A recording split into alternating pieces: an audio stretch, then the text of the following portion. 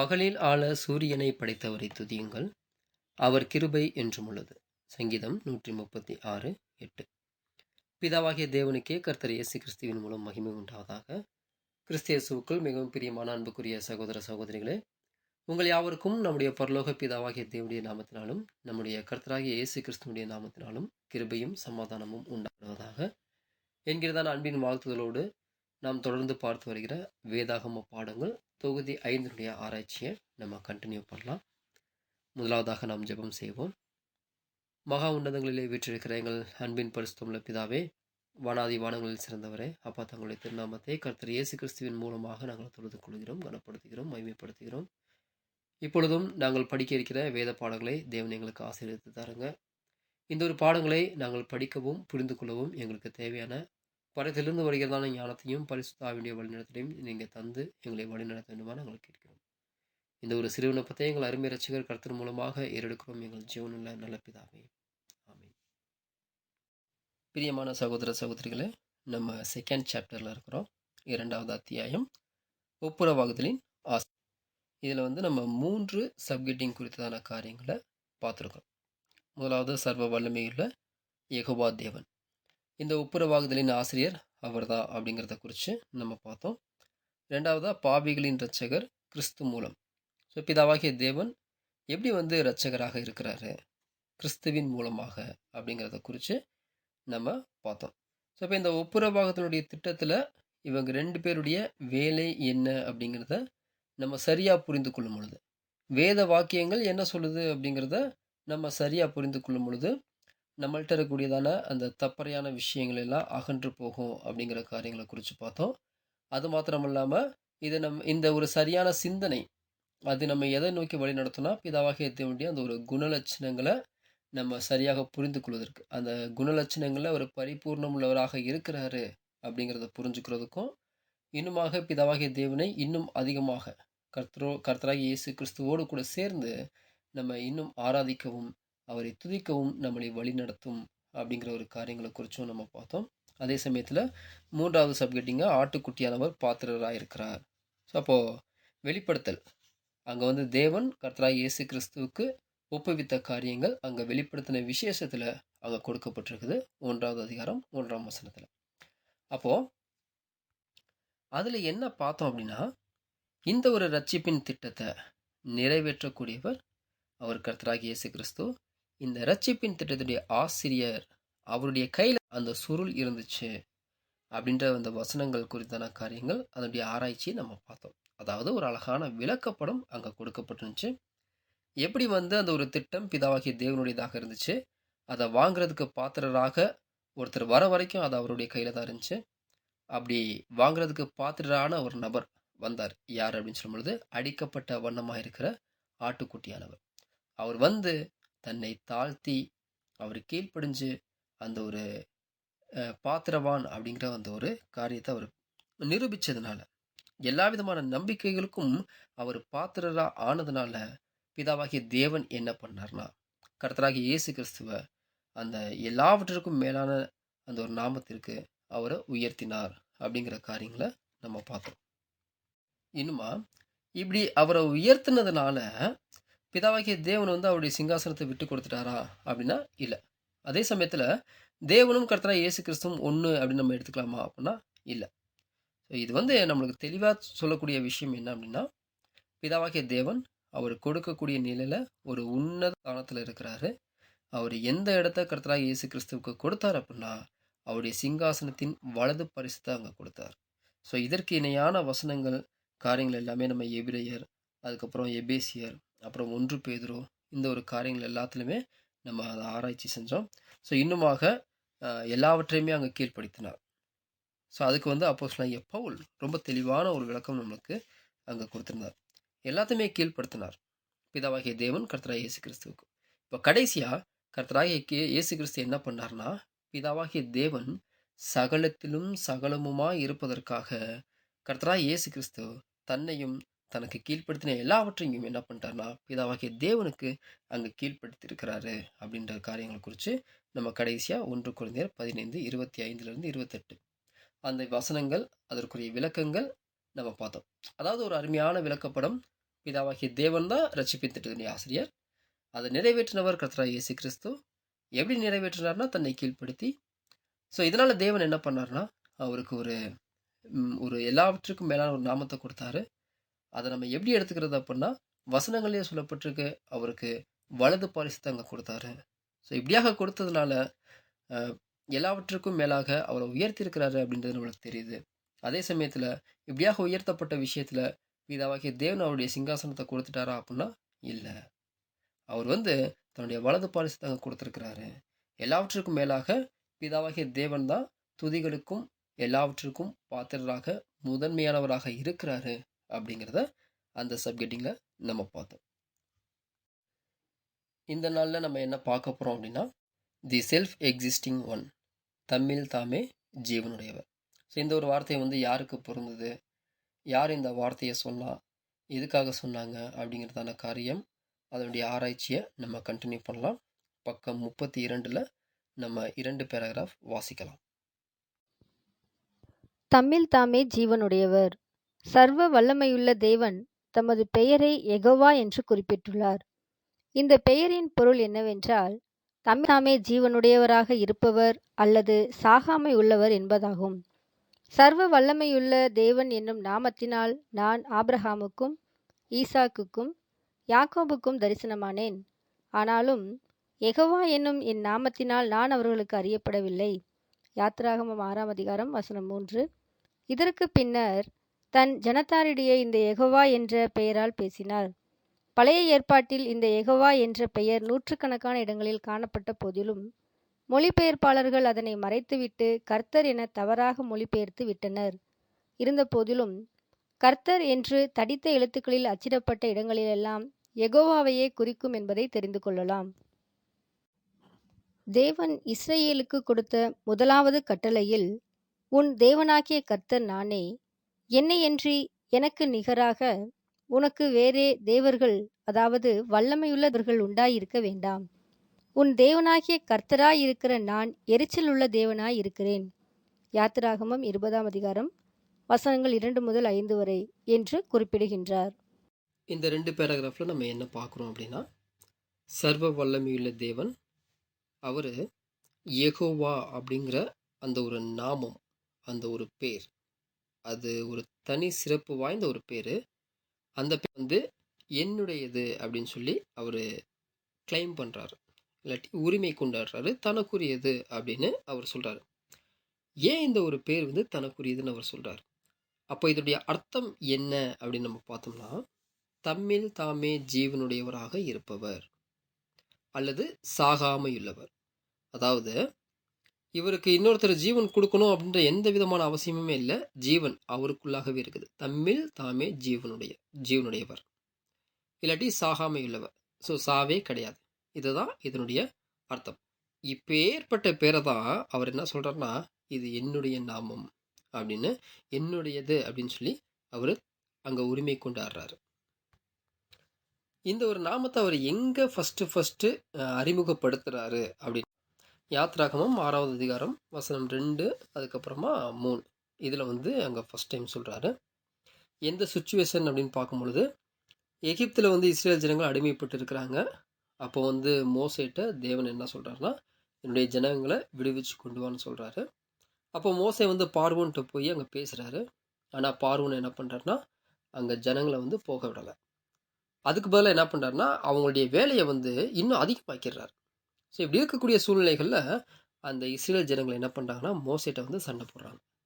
உங்களால் தான் எங்களுக்கு இப்போ வேலை ஜாஸ்தி ஆயிடுச்சு அப்படின்ற மாதிரி அவங்க சொல்கிறாங்க. ஸோ அப்போது மோசே என்ன பண்ணுறாருன்னா, தேவன்கிட்ட போய் அவர் அந்த ஒரு விஷயத்த சொல்கிறாரு. அப்போது தான் தேவன் என்ன பண்ணுறாருன்னா, இந்த ஒரு பேரை சொல்கிறார்.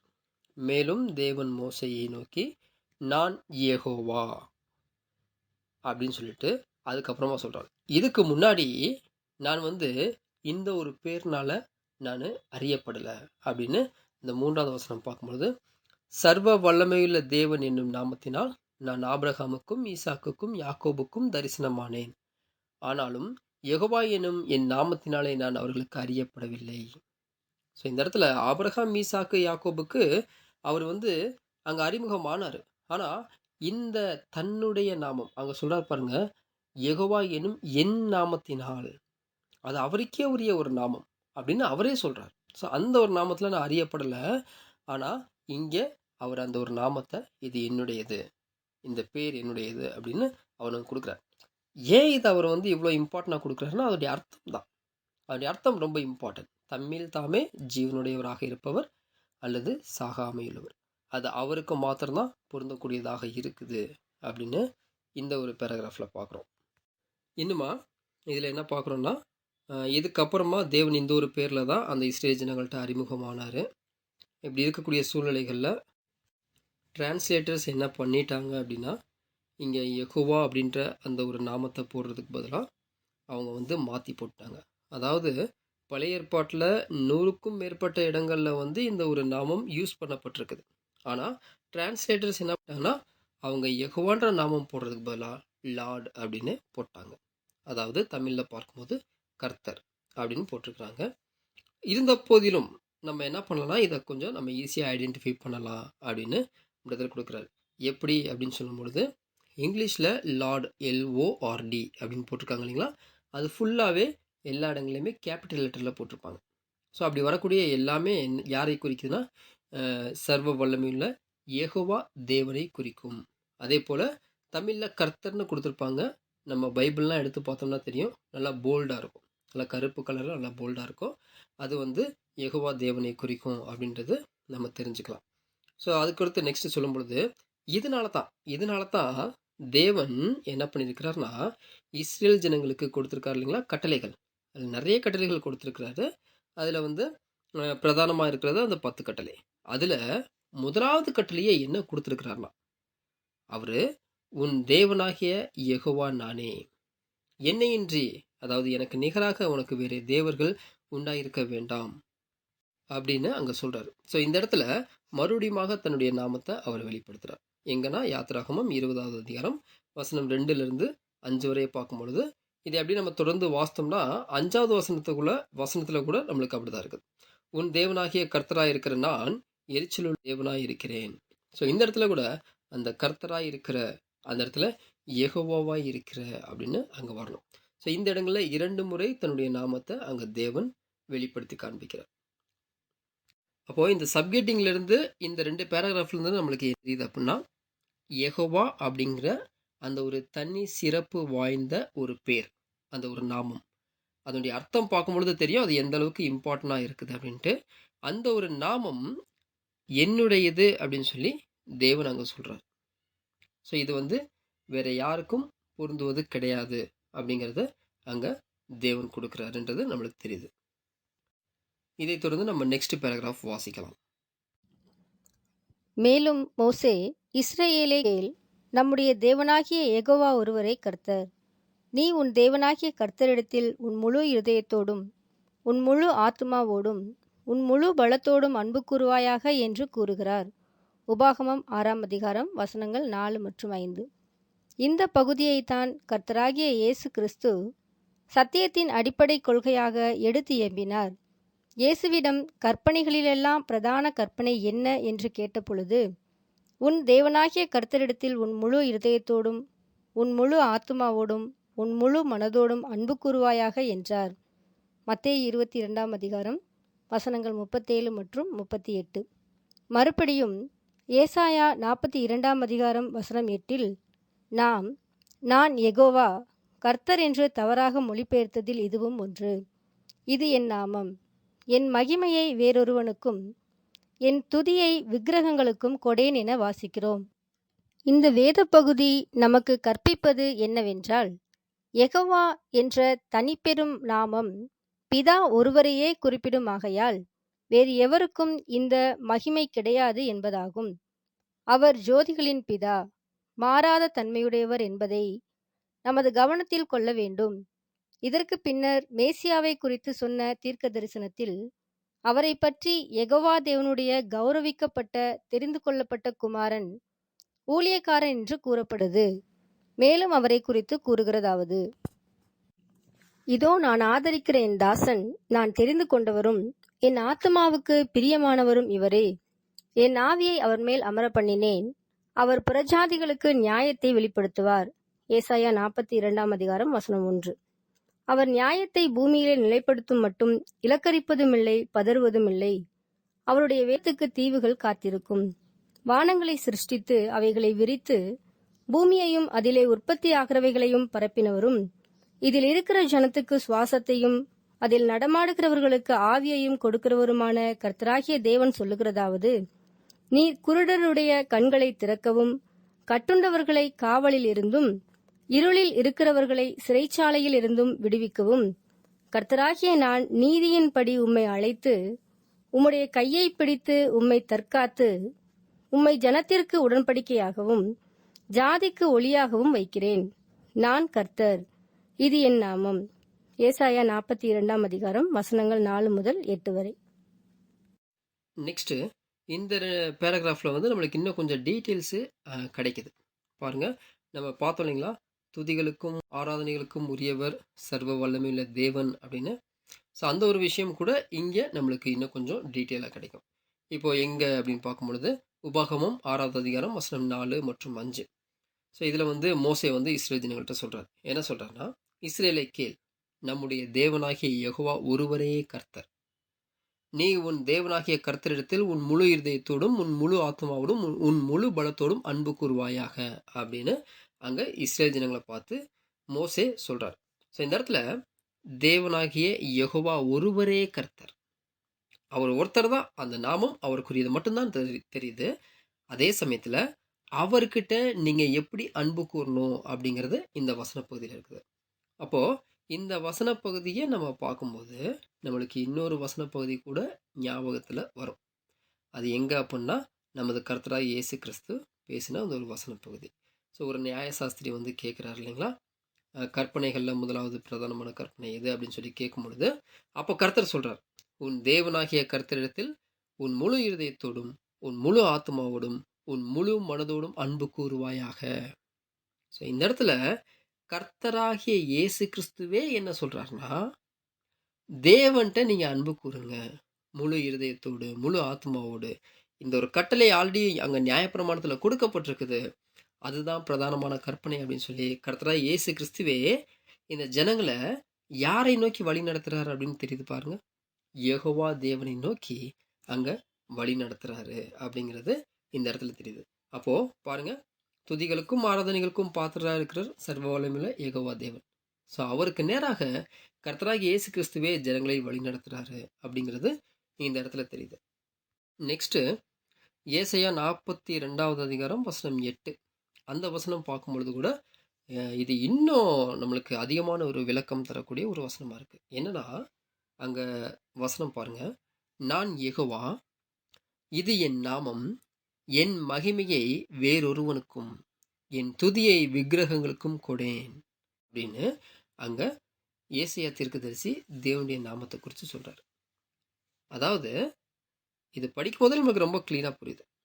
இந்த ஒரு வேத பகுதி நம்மளுக்கு கற்பிக்கக்கூடிய பாடம் என்ன அப்படின்னா, யெகோவா அப்படிங்கிற அந்த ஒரு தனி சிறப்பு வாய்ந்த ஒரு பெயர், ஒரு நாமம், அது பிதாவாகிய தேவன் ஒருவரை மாத்திரமே குறிக்கும், வேற யாரையுமே குறிக்காது அப்படிங்கிறது ரொம்ப கிளீனா இதுல தெரியக்கூடியதா இருக்குது.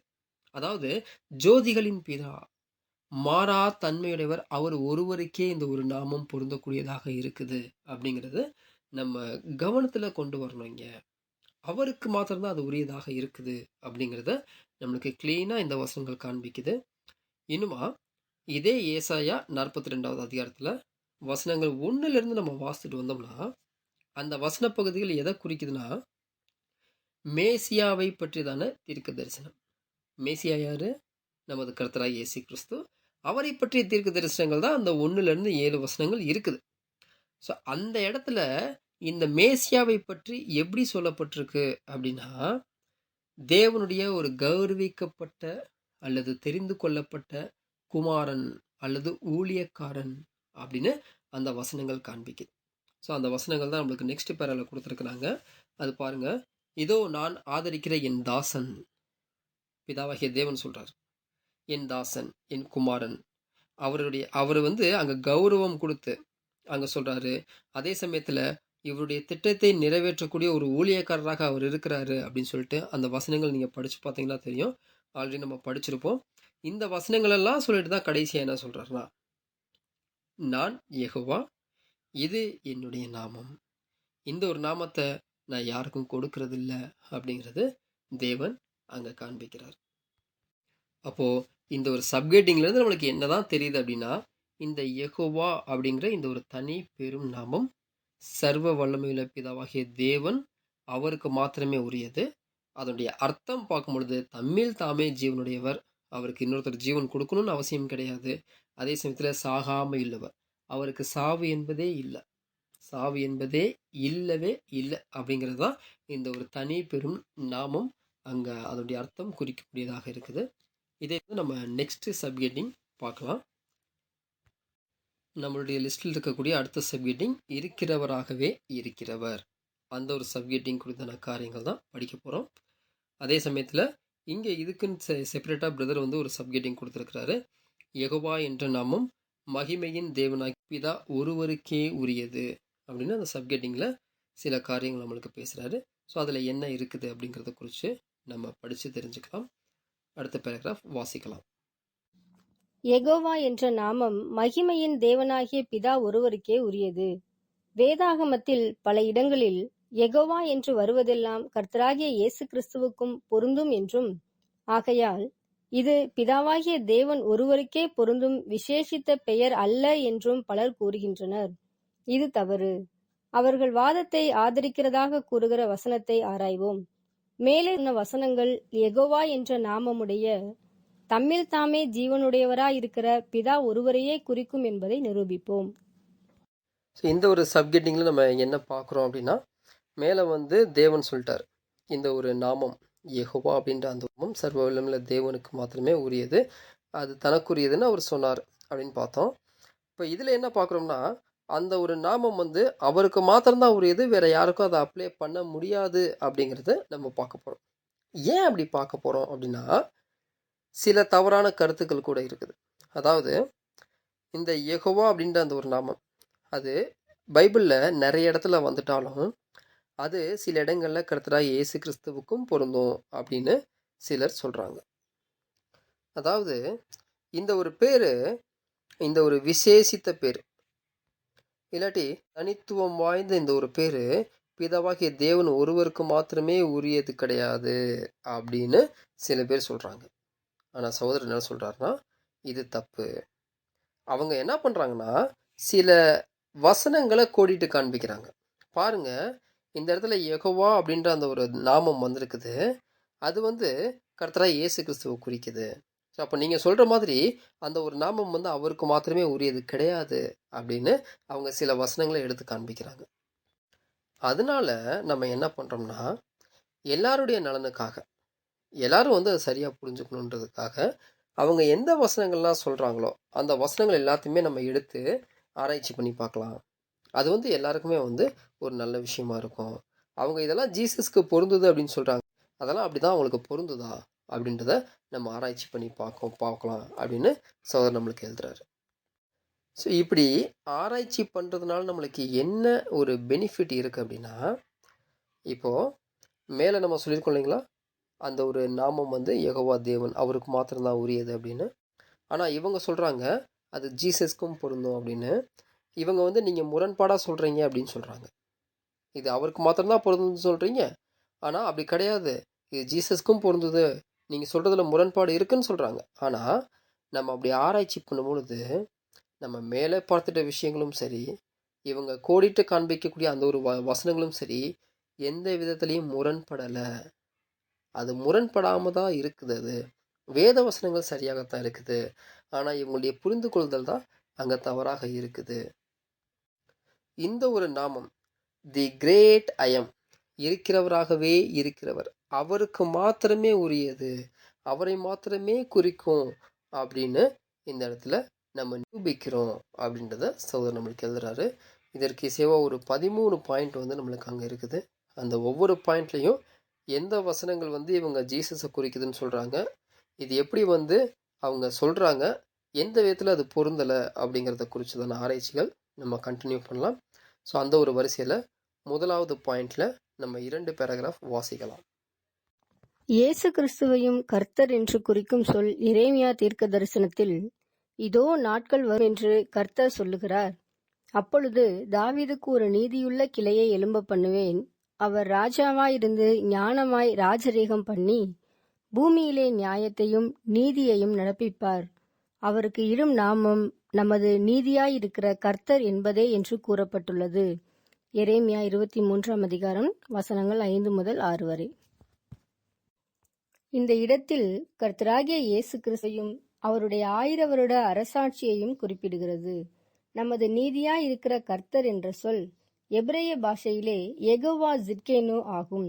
இதை மொழிபெயர்த்தவர் பிதாவுக்கு கொடுக்கும் மகிமையை இயேசுவுக்கும் தரவேண்டும் என்ற ஆர்வத்தில் கர்த்தர் என்று மொழிபெயர்த்து விட்டார். இதை மொழிபெயர்ப்பாளர் சரியாக மொழிபெயர்த்திருக்க வேண்டுமானால் யெகோவாவின் நமது நீதிபரர் என மொழிபெயர்த்திருக்க வேண்டும். இந்த பெயர் கர்த்தராகிய இயேசு கிறிஸ்துவின் கிரியைகளுக்கும் ஆட்சிக்கும் எவ்வளவு பொருத்தமாக இருக்கிறது. தேவநீதியின் பிரதிநிதியாக இயேசு கிறிஸ்து விளங்குகிறார். தேவநீதி விளங்க ஆதாமுக்கு ஈடுபலியாக மரித்ததின் மூலம் உலக பாவத்திற்குரிய தண்டனையை ஏற்றுக்கொண்டார். இதன் மூலம் தேவன் தாம் நீதியுள்ளவரும் இயேசுவினிடத்தில் விசுவாசமாய் இருக்கிறவனை நீதிமானாக்குகிறவருமாய் விளங்குகிறார். எனவே இந்த பெயரை தவிர வேறெந்த பெயரும் கிறிஸ்துவுக்கு சரிவர பொருந்தாது. இந்த ஃபர்ஸ்ட் பாயிண்ட்ல இந்த ஒரு யெகோவான்ற நாமம் ஜீசஸுக்கும் பொருந்துது அப்படின்னு அவங்க கொடுக்கக்கூடிய முதல் வசனம் என்னன்னா எரேமியா 23ஆவது அதிகாரம் வசனம் 5 மற்றும் 6. ஸோ இதில் வந்து அந்த லாஸ்ட் வார்த்தை இருக்கு பாருங்க, அவருக்கு இடும் நாமம் நமது நீதியா இருக்கிற கர்த்தர் என்பதே அப்படின்னு அவங்க கொடுக்குறாங்க. ஸோ இந்த இடத்துல கர்த்தர் இருக்குது, அந்த இடத்துல வந்து மூலப்பிரதியில் பார்க்கும்பொழுது ஜெகோவா அப்படின்னு இருக்குது. ஸோ இங்கிலீஷில் வந்து நம்மளுக்கு லார்ட் அப்படின்னு சொல்லி கொடுத்துருப்பாங்க. ஸோ இந்த ஒரு வசனம் நிச்சயமாக கர்த்தரை பற்றி தான் குறிக்குது. வசனங்கள் கர்த்தரை பற்றி தான் குறிக்குது. அதாவது அவருடைய 1000 வருஷ அரசாட்சி பற்றி, அதில் அவர் எப்படி வந்து நீதியை அரசாளுவார் அப்படின்னு அவருடைய வேலைகள் பற்றி அங்கே சொல்லப்பட்டிருக்குது. ஆமாம், அது உண்மைதான். இதே இந்த லாஸ்ட் வார்த்தையினுடைய மூல பாஷை எப்படி இருக்குது, எபிரிய பாஷை எப்படி இருக்கு அப்படின்னா ஜெகோவா ஜிட்கனோ, யெகோவா ஜிட்கனோ அப்படின்னு இருக்குது. பாருங்க, 2 பேர் வருது அந்த இடத்துல. முதலாவதாக யெகோவான்னு வருது, பின்னாடி ஒரு பேர் வருது ஜிட்கனோ. ஸோ 2 பேர் வருது. ஸோ இதை டிரான்ஸ்லேட் பண்ணவங்க என்ன பண்ணிட்டாங்கன்னா, கர்த்தராகிய இயேசு கிறிஸ்துவுக்கும் இந்த ஒரு நாமம் பொருந்தக்கூடியதாக இருக்குது அப்படிங்கிறத கொடுக்கணுன்ற ஒரு ஆர்வத்தில் அவங்க ஒரு மோசமான டிரான்ஸ்லேஷன் வந்து இங்கே கொடுத்துட்டாங்க. நமது நீதியாக இருக்கிற கர்த்தர் அப்படின்னு அவங்க மொழிபெயர்த்துட்டாங்க.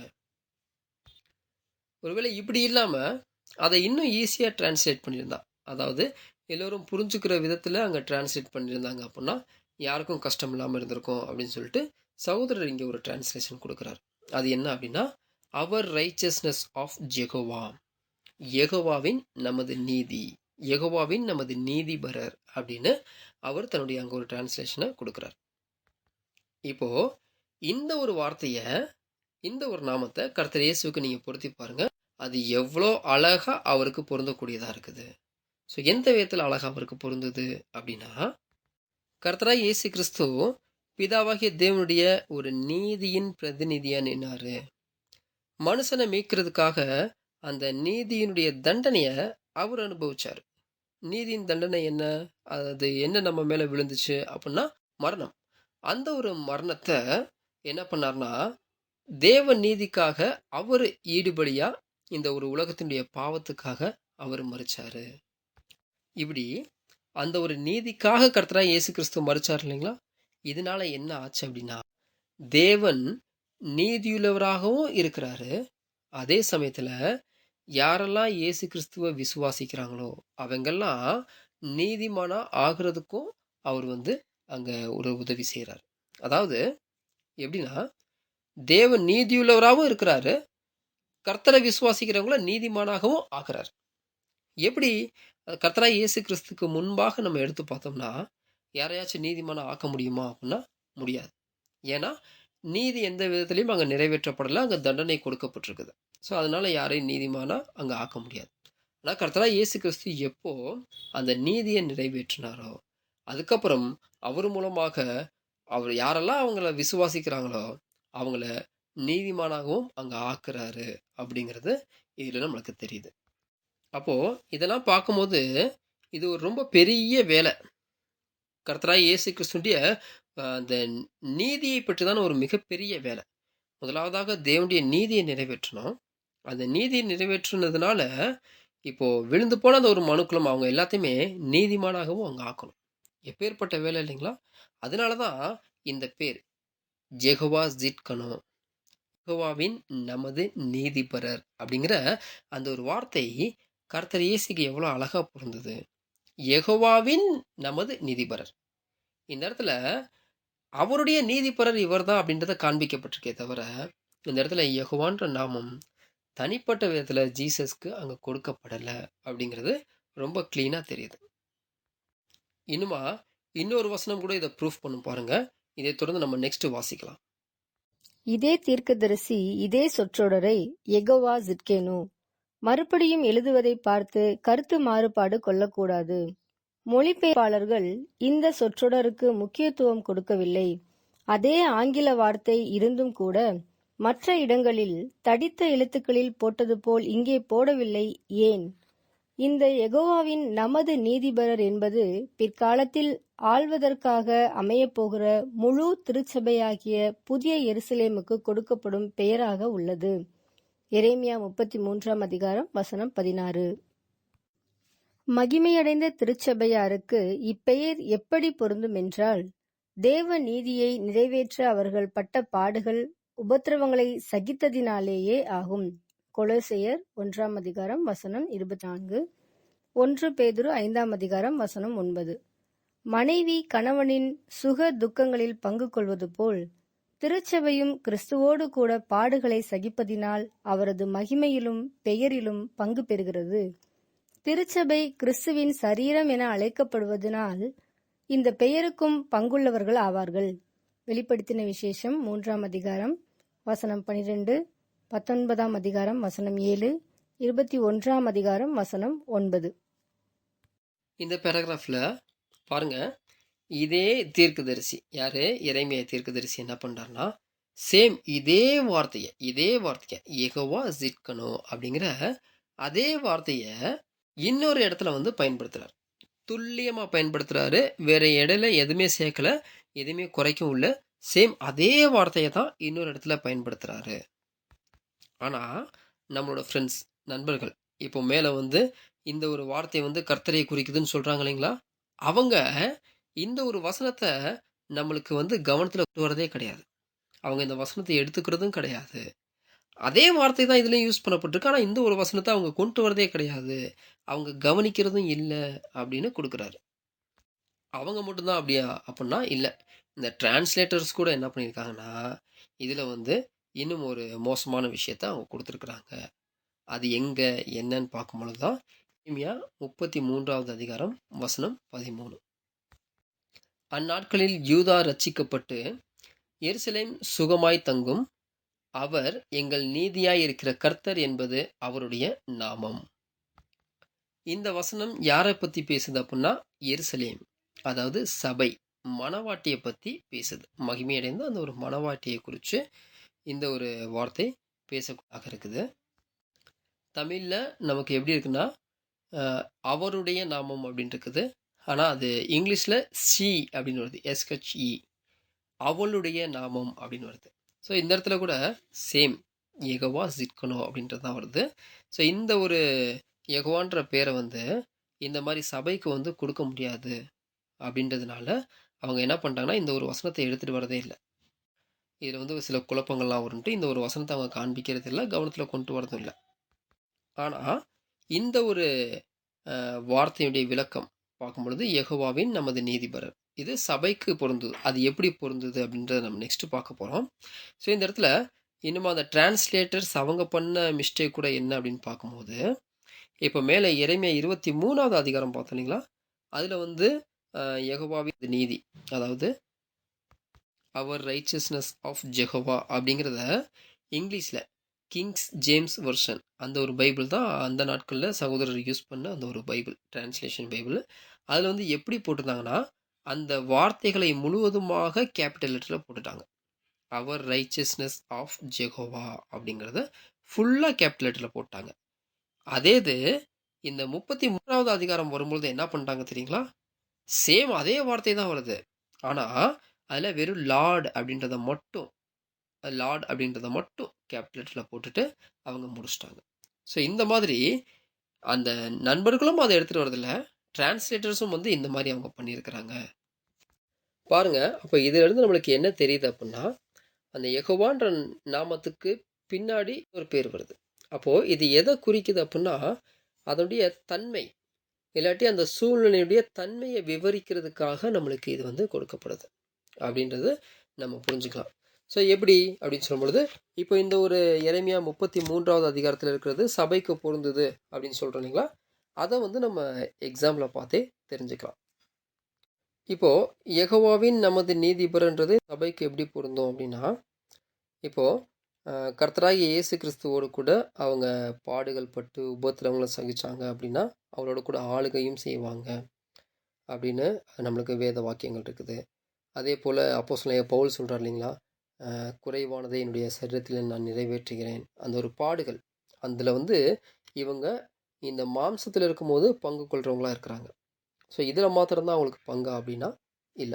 இன்னுமா இப்படியாக அவங்க பங்கு கொண்டாங்க அப்படின்னா, மகிமையில அவரோடு கூட ஆளுகையும் செய்வாங்க அப்படின்னு அவங்களுக்கு வாக்குத்தத்தம் பண்ணப்பட்டிருக்குது.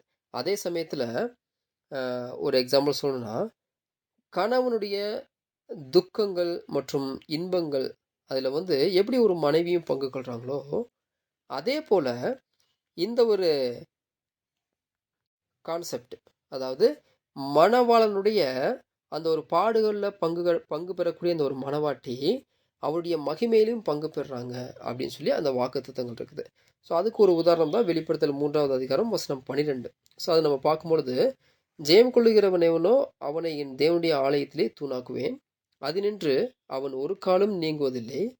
என் தேவனுடைய நாமத்தையும் என் தேவனால் உலோகத்தில் இருந்து இறங்கி வருகிற புதிய எருசலேமாகிய என் தேவனுடைய நகரத்தின் நாமத்தையும் என் புதிய நாமத்தையும் அவன் மேல் எழுதுவேன். ஸோ கர்த்தருடைய நாமத்தை அவரு சபை மேல எழுதுறேன் அப்படின்றத சொல்றாரு. அப்போ பாருங்க, இந்த ஒரு வார்த்தை யெகோவா ஸிட்கனோ அப்படிங்கிறது சபைக்கு கூட எவ்வளோ அழகா பொருந்தது இல்லைங்களா? யெகோவாவின் நமது நீதி அப்படிங்கிறது மகிமையடைந்த சபைக்கும் அங்க கர்த்தர் மூலமாக கொடுக்கப்படுவது எவ்வளோ அழகா இந்த இடத்துல பொருந்தது இல்லைங்களா? அப்படின்றத சகோதரர் நம்மளுக்கு இந்த இடத்துல காண்பிக்கிறார். சரி, இந்த ஒரு பேர் வந்து இந்த இடங்கள்ல மட்டும்தான் யூஸ் பண்ணப்பட்டிருக்குதா? வேற இடங்கள்ல யூஸ் பண்ணப்படலையா? அப்படின்னா, இதே போல இன்னும் ஒரு 4 இடங்கள்ல யூஸ் பண்ணப்பட்டிருக்குது. அதை குறித்து நம்ம நெக்ஸ்ட் பேரா படிக்கலாம். யெகோவா என்ற இந்த பதம் இன்னொரு வார்த்தையோடு இணைந்து வருகிறது. ஆபிரகாம் தன் குமாரனாகிய ஈசாக்கை பலியிட்ட மலை, ஈசாக்குக்கு பதிலாக ஒரு ஆட்டுக்கிடா கொடுக்கப்பட்ட இடம், தெய்வாதீனமாக தமது குமாரனுக்கு பதிலாக ஆட்டுக்குட்டியை பலியிட்டதால் அந்த மலைக்கு ஆபிரகாம் யெகோவா ஈரே என்று பெயரிட்டான். இதற்கு பொருள் யெகோவாவுடைய பர்வதத்திலே பார்த்து கொள்ளப்படும். ஆதியாகமம் 22ஆம் அதிகாரம் வசனம் 14 என்பதாகும். மோசே தான் கட்டிய பலிபீடத்திற்கு யெகோவா நிசி என்று பெயரிட்டான். அதற்கு யெகோவா என் கொடி என்று அர்த்தமாம். யாத்திராகமம் 17ஆம் அதிகாரம் வசனம் 15. கிதியோன் ஒரு பலிபீடத்தை கட்டி யெகோவா ஷாலோம் என பெயரிட்டான். அதற்கு யெகோவா சமாதானம் என பொருள் ஆகும். நியாயாதிபதிகள் 6ஆம் அதிகாரம் வசனங்கள் 23 மற்றும் 24. வரவிருக்கிற நகரத்தை குறித்து தீர்க்க தரிசனம் கூறுகையில் யெகோவா ஷம்மா என குறிப்பிடுகின்றார். அதற்கு யெகோவாவின் அதிசயம் என்று பொருள். எசேக்கியேல் 48ஆம் அதிகாரம் வசனம் 35. இந்த பேரா வந்து இந்த ஃபர்ஸ்ட் பாயிண்டுடைய லாஸ்ட் பேரா. ஸோ இதில் நம்ம என்ன பார்க்க அப்படின்னா, மேலே நம்ம பார்த்தீங்களா யெகோவா ஸிட்கனோ, அதே போல் இன்னும் சில பெயர்கள் கூட அங்கே பைபிள் இடம் பெற்றிருக்குது. அந்த யெகோவான்ற பேருக்கு பின்னாடி இன்னொரு பேர் வந்து வரும். அது என்னன்னு பார்க்கும்பொழுது யெகோவா ஈரே, அதுக்கப்புறமா யெகோவா நிசி, யெகோவா ஷாலோம், யெகோவா சம்மா. ஸோ இதனுடைய அர்த்தங்கள் என்ன, எப்படிப்பட்ட ஒரு சூழ்நிலையில் இந்த ஒரு பெயர்கள் வந்துச்சு அப்படிங்கிறத குறித்து நம்ம பார்க்கலாம். ஸோ அதில் ஃபஸ்ட்டு வந்து ஆதியாகமம் 22வது அதிகாரம் வசனம் 14. ஸோ இந்த ஒரு சம்பவம் என்ன அப்படின்னா, ஆபிரகாம் வந்து ஈசாக்கை அந்த மோரியாம் தேசத்து மலைக்கு வந்து கூட்டு போகிறாரு பலியிடுறதுக்காக. அப்போ தேவன் வந்து என்ன சொல்கிறாருன்னா, வேண்டாம் அப்படின்னு சொல்லிட்டாரு. அப்போது அவருக்கு பதிலாக ஒரு ஆட்டுக்கடா வந்து அங்கே இருந்துச்சு. அதை வந்து அவங்க பலி செலுத்துகிறாங்க அப்படிங்கிறத நம்ம படிச்சிருப்போம். ஸோ இந்த ஒரு இடத்துக்கு தான் ஆபிரகாம் என்ன பேர் வைக்கிறார்னா யெகோவா ஈரே அப்படின்னு பேர் வைக்கிறார். ஸோ இந்த ஒரு வசனத்தில் அந்த ஒரு பெயருக்கு உண்டான அர்த்தம் கூட நம்மளுக்கு கொடுக்கப்பட்டிருக்குது. அதாவது யெகோவாவுடைய பர்வதத்திலே பார்த்து கொள்ளப்படும், மவுண்ட் ஆஃப் ஜெகோவாஸ் ப்ராவிடன்ஸ், யெகோவா தேவனுடைய மேற்பார்வையின் கீழ் இருக்கக்கூடிய ஒரு இடம் அப்படின்ற மாதிரி இதனுடைய அர்த்தம். யெகோவாவின் பர்வதத்திலே பார்த்து கொள்ளப்படும் அப்படிங்கிறது இதனுடைய அர்த்தம். ஸோ நெக்ஸ்ட் இருக்கக்கூடிய அந்த ஒரு 3 வசனத்துக்கு வந்து அந்த பேர் மட்டும்தான் இருக்கும், அவருடைய அர்த்தம் வந்து அங்கே கொடுக்கப்பட்டிருக்காத வசனங்களில். ஆனால் பிரதர் வந்து நம்மளுக்கு அதனுடைய அர்த்தம் வந்து கொடுக்குறாரு. நெக்ஸ்ட் எங்கே அப்படின்னா யாத்திராகமம் 17வது அதிகாரம் வசனம் 15. அதில் வந்து மோசே ஒரு பலிபீடத்தை கட்டி அதுக்கு வந்து யெகோவா நீசி அப்படின்னு பேர் வைக்கிறார். ஸோ அதுக்கு என்ன அர்த்தம்னா யெகோவா என் கொடி. நெக்ஸ்ட் வந்து அதே போல் நியாயாதிபதிகள் 6:23 கிதியோன் ஒரு பலிபீடத்தை கட்டி அதுக்கு வந்து யெகோவா ஷாலோம் அப்படின்னு பேர் வைக்கிறாரு. அதுக்கு என்ன அர்த்தம்னா யெகோவாவின் சமாதானம், யெகோவா சமாதானம் அப்படின்னு வருது. நெக்ஸ்ட் எசேக்கியேல் 48வது அதிகாரம் வசனம் 35 பார்க்கும்பொழுது அது வந்து வரப்போகிற ஒரு நகரத்தை குறித்து தீர்க்க தரிசன வசனம். அது எப்படி இருக்கும் அப்படின்னா யெகோவாவின் அதிசயம் அப்படின்னு அதனுடைய அர்த்தம் இருக்கக்கூடியதாக இருக்குது. ஸோ அப்போ இதில் பாருங்கள், எல்லா பேருக்கும் எல்லா இடத்துலையுமே அந்த யெகோவான்ற பேருக்கு பின்னாடி ஒரு பேர் வருது. அதனுடைய அர்த்தம் கூட ரொம்ப அழகாக நம்மளுக்கு கொடுக்குறாங்க. யெகோவாவினுடைய பர்வதத்திலே பார்த்து கொள்ளப்படும், யெகோவா என் கொடி, யெகோவாவின் சமாதானம், யெகோவாவின் அதிசயம். ஸோ இப்படி வரும் பொழுது மேலே இருக்கக்கூடிய அந்த ஒரு யெகோவா ஜிட்கனோ அப்படிங்கிறத கூட நம்ம எப்படி தான் எடுத்துக்கணும், யெகோவாவின் நமது நீதி அப்படி தான் எடுத்துக்கணும் இல்லைங்களா? ஆனால் டிரான்ஸ்லேட் பண்ணவங்களோ இல்லை அந்த ஒரு வார்த்தை கர்த்தருக்கு பொருந்தும் அப்படின்னு சொல்லக்கூடிய நண்பர்களோ அந்த மாதிரி அவங்க சொல்கிறதில்ல. இந்த ஒரு வார்த்தையை தனி சிறப்பு வாய்ந்த இந்த ஒரு பேர் வந்து தேவனுக்கு மாத்திரம் குறிக்கிறது கிடையாது, இயேசுவுக்கும் பொருந்துதுன்னு சொல்கிறாங்க. ஆனால் அது அப்படி கிடையாது, தப்பு அப்படிங்கிறத இந்த இடத்துல நம்மளுக்கு இந்த ஃபர்ஸ்ட் பாயிண்டில் இந்த ஒரு வசனத்தில் ரொம்ப அழகாக ப்ரூஃப் பண்ணுறாரு. ஸோ அப்போ இதோடு நம்ம இந்த ஒரு கிளாஸை நம்ம பண்ணுறோம். ஸோ இன்றைய தினத்தில் நம்ம என்ன பார்த்துருக்கோம் அப்படின்னா யெகோவா, அதாவது தம்மில் தாமே ஜீவனுடையவர் அல்லது சாகாமையுடையவர், அது பிதாவாகிய தேவனுடைய நாமம். அவர் வந்து தன்னுடையதுன்னு சொல்லியிருக்கிறாரு அப்படின்னு அந்த நாமத்தை குறித்து பார்த்தோம். அதே சமயத்தில் அந்த ஒரு நாமம் பிதாவாகிய தேவனுக்கு மட்டுமே உரியது அப்படிங்கிறதுல நம்ம முதல் பாயிண்ட் பார்த்துருக்குறோம். அதாவது அது கர்த்தர் இயேசுக்கும் பொருந்தும் அப்படின்னு சொல்கிறாங்க. ஆனால் அது அப்படி கிடையாது, மாறாக அது பிதாவாகிய தேவனுக்கு மாத்திரமே உரியது. அது எப்படி அப்படிங்கிறதுல முதல் பாயிண்ட்டு நம்ம பார்த்து முடிச்சுக்கிறோம். இதை தொடர்ந்து 2வது பாயிண்ட் எல்லாமே நம்ம வரக்கூடிய கிளாஸில் நம்ம கண்டினியூ பண்ணலாம். ஸோ பிதாவாகிய தேவனுக்கு கர்த்தர் இயேசு கிறிஸ்துவின் மூலமாக சதா காலங்களிலும் மகிமை உண்டாவதாக. ஆமென். ஜெபம் செய்வோம். இரக்கத்தில் ஐஸ்வர்யமுள்ள எங்கள் உண்டானமே தேவனே, அப்பா இந்த ஒரு அருமையான நேரத்திற்காக உம்முடைய வேத வாக்கியங்களை நாங்கள் தியானிக்க தேவன் செய்த கிருபைகளுக்காக கர்த்தர் மூலமாக நன்றிகளையும் துதிகளையும் ஸ்தோத்திரங்களையும் எடுக்கிறோம். அப்பா இந்த ஒரு பாடங்களை நாங்கள் படிப்பதற்கும் புரிந்து கொள்வதற்கும் நீர் எங்களுக்கு கிருபை செஞ்சதுக்காக நன்றி தகப்பனே. இன்னும் அதிகமான காரியங்களை நாங்கள் ஆராய்ச்சி செய்து அதை நாங்கள் படிக்கவும் கொள்ளவும் எங்களுக்கு தேவையான பரிசுத்த ஆவியுடைய வல்லமையை எங்களுக்கு தந்து நீர் வழிநடத்த வேண்டுமா நாங்கள் கெஞ்சுக்கிறோம். துதி கன மகிமை யாவையும் ஒருவருக்கு ஏறெடுத்து இந்த ஒரு சிறு விண்ணப்பத்தை கர்த்தர் மூலமாக ஏறெடுக்கிறோம் எங்கள் ஜீவனுள்ள நல்ல பிதாவே. ஆமென்.